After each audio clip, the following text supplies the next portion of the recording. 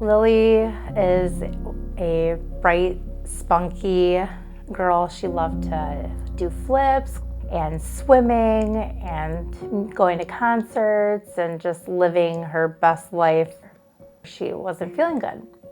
So I took her to the walk-in clinic. They said sinus infection. At Thanksgiving, she wouldn't eat anything. She was still sick, throwing up, lethargic, very pale.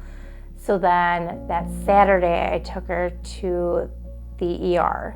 He gave us the medicine. He said, if she's still not feeling good, call your doctor on Monday. And so then Monday, I call our pediatrician and we go in. She's like, yeah, I gotta see her. Something doesn't sound right. They pulled me out in the hallway with her dad and said her heart is 20% functioning. We need to get her up to Children's Hospital right now.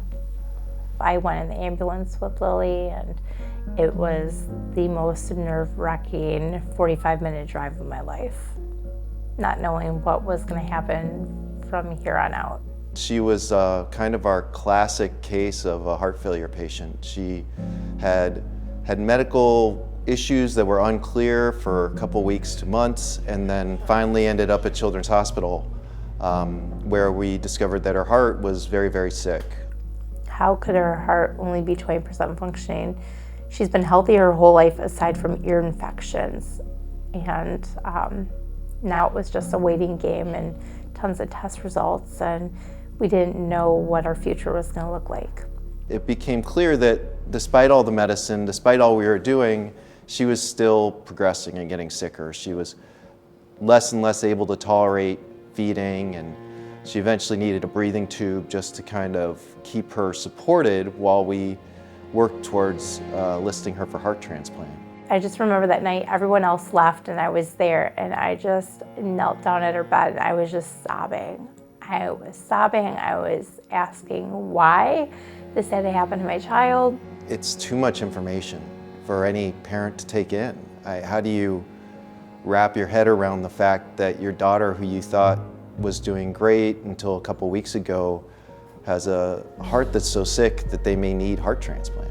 I had the social worker coming in, giving me options for signing her up for Medicaid, and doing all this other stuff. They brought up Make-A-Wish, and I'm like, how am I here at this point where my daughter needs a Make-A-Wish? I couldn't believe it.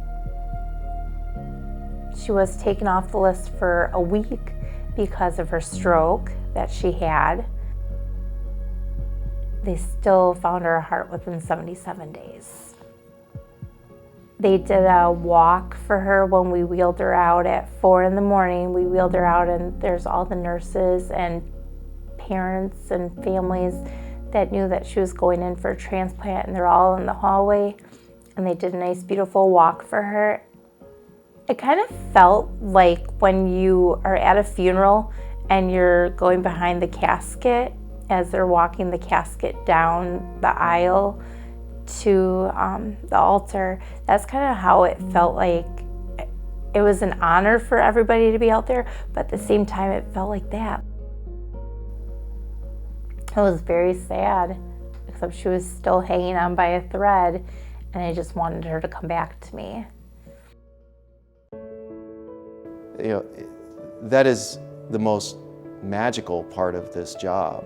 There's this moment in the operating room where the heart that's been put to sleep with medicine comes back to life and starts beating again. And that's the first moment you start to realize, this kid really's got a chance to make it. When he came to us and he said that everything was beautiful and it was working, I gave him a hug and I said, thank you.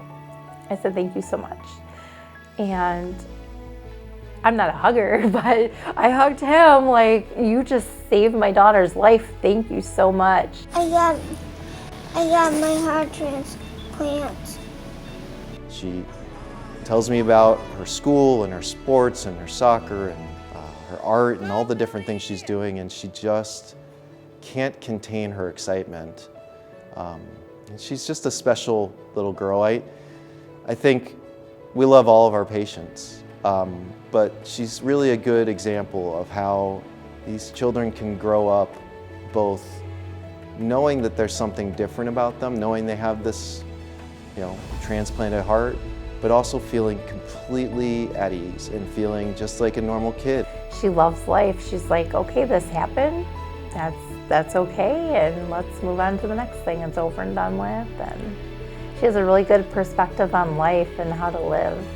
I'm like in a group chat with like heart people, and I talk to them. And my friend's grandpa from my old school actually had a heart transplant, and we got to see him. And I actually saw him, and I said, don't think of the negatives and that, just think of the positives.